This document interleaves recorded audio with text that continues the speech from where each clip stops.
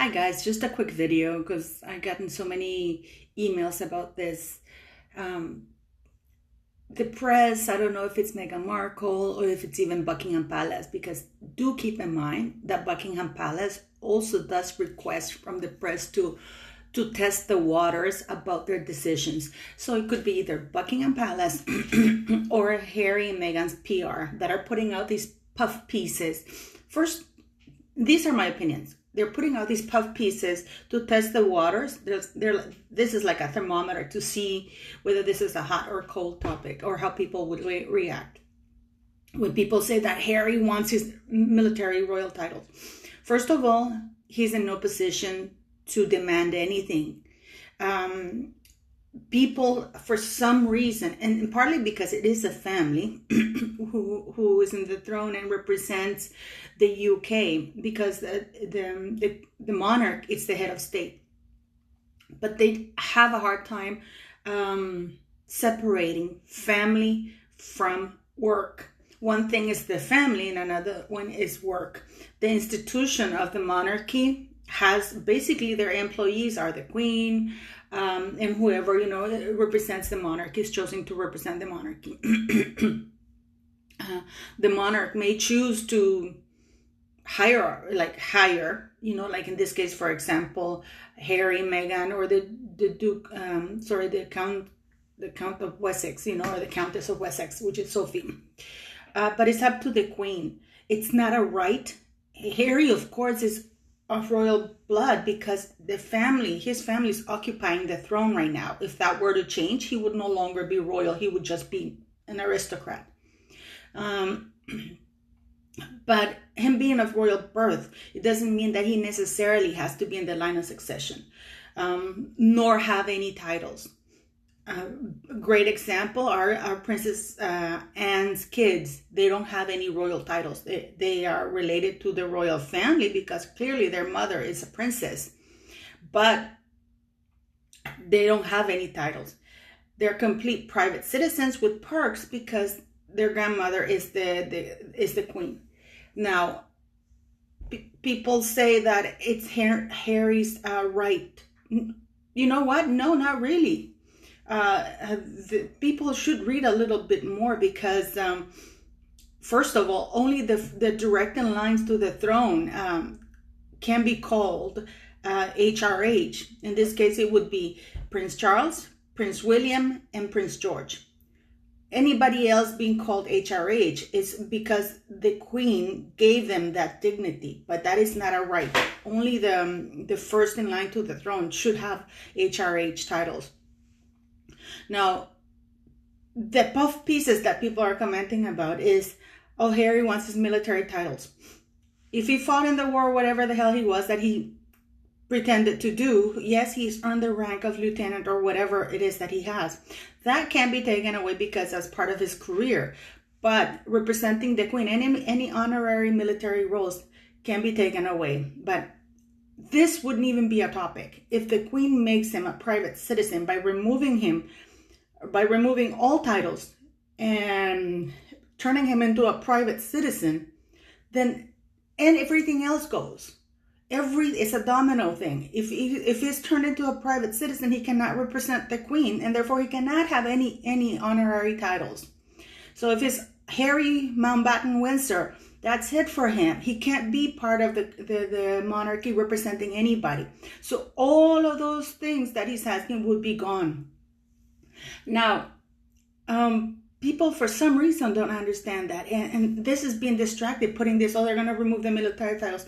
No, turn him into a private citizen. Also, some people are saying that, it takes an act of parliament. No, parliament has been clear and the law is very clear. Only the monarch can bestow and remove all titles.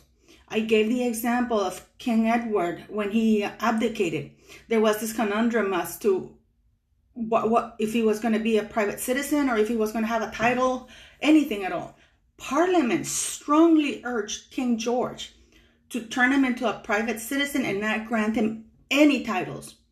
None. Because they said he was, and it's true, it makes sense. Why would you grant him a title if he's abdicated all of his responsibilities? Entire parliament urged the king not to give him any titles and just make him, Edward Mountbatten or Edward Windsor, whatever the hell he wanted to call himself.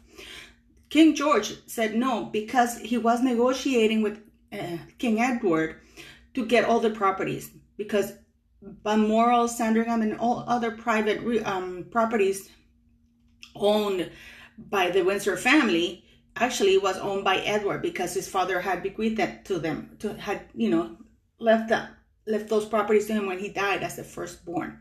So that was why, because King Edward negotiated, I'm going to sell it to you if you give me a royal title. I don't want to, you know what I mean? So there were interests in hand.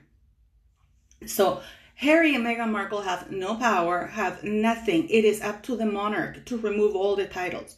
I don't see an issue, because this is clearly what he wants. He wants to be a private citizen. He has denounced the UK as racist.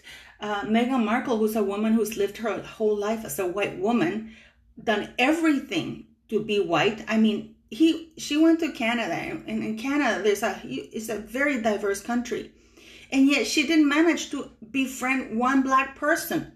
I've said it before, that she befriended the whitest possible, most privileged families in Canada. She didn't go out to the ghettos in Canada. There's not very many, but she didn't go out to the, to the ethnic community in Canada to befriend people. She didn't even befriend black actors or anything like that. No, everything was white for her. All her boyfriends had been white. She married white. I mean, white Jewish, with Trevor Engelson. And now with the whitest family in England. She was not looking to be black. She's never looked to be black. Now she's using it for her purposes. The queen must act. People must keep an eye on the ball. The military roles are useless. Not because the military is useless, but because if Harry is turned into a private citizen, everything goes away for him. And that's all they have to do. There's no millions from Netflix. There's no millions from Spotify. There's no millions for the book. So why did she write a book? What's the big deal? The only thing that the royal family would have to be concerned is if they were complicit with whatever Harry and Meghan were doing. But even if they are complicit with whatever Harry and Meghan did or are still doing, they should come out clean, and they should not be using their position or influence to keep covering more criminal acts, because the royal family currently occupying the throne, the family have committed criminal acts. They have, all of them, most of them anyways, that we know of. These are my opinions. Those two ladies, people say, oh, they have the right to institutionalize them. Fine, but why declare them dead and give them new identities? That's where the crime was committed. All they had to do was institutionalize, and God knows they had reason, because these ladies obviously needed care. But declaring them dead and stripping them of all rights as human beings and giving new identities, those two things are fraud and a crime. Nobody has been held accountable for that to date. And there's a bunch of other things here, a bunch of other deals with Andrew and Sarah. I mean, I go on about this because people don't understand the gravity that Sarah was caught on camera trafficking introductions to the royal family, trafficking her position within that institution, because whether we like it or not, she is closely related to the royal family. She has had access, and Andrew know about it. That has not been investigated. Andrew's connections with pedophiles, Prince Charles' connections with pedophiles, which is even worse. There's a lot of things that are going on that nothing has been done. Prince William is right when he says that the royal family must be held to a higher standard, and they should be. This is why they have a code of conduct, which they have chosen to ignore, and they have used it, again, to silence people. They should not be allowed to hire people who only say yes to what they want to do and to help them cover up whatever it is that they're doing. The government, because the monarchy, in fact, is part of like the government institution, should be appointing independent people to work for them who will report directly to the government and say, hey, listen, this is not working right. They're doing this. This is wrong. Andrew's doing this and that. Charles is doing this and that. They should be held accountable by the government. And people, nothing in this life is without solution except death. So monarchs can be removed. The law is there. I did my previous video about that. If a monarch does acts or actions that are civilly or criminally that go against the best interests of the state and its citizens, the monarch can be removed. It is there, but nobody wants to do it. But so what? There's always a first for everything. As much as I love the Queen, she's dropped the ball. And there's just now so much corruption that Harry and Meghan Markle feel entitled to break the law. And they get angry with you if you call them out on it. How dare you put me in jail or criticize me for stealing money? How dare you criticize me for lying? How dare you criticize me for slandering you? Nobody's been holding them accountable, and now it's in your face kind of thing. These are all my opinions, but what do you think? If Harry's turned into a private citizen, and it can be easily done by a letters patent, which only needs the signature of Parliament, and I'm sure they will happily give it. They're also saying, oh, because of racism. There's no racism. You can be a jerk in any color, you know. So that's just bull. That is more excuses.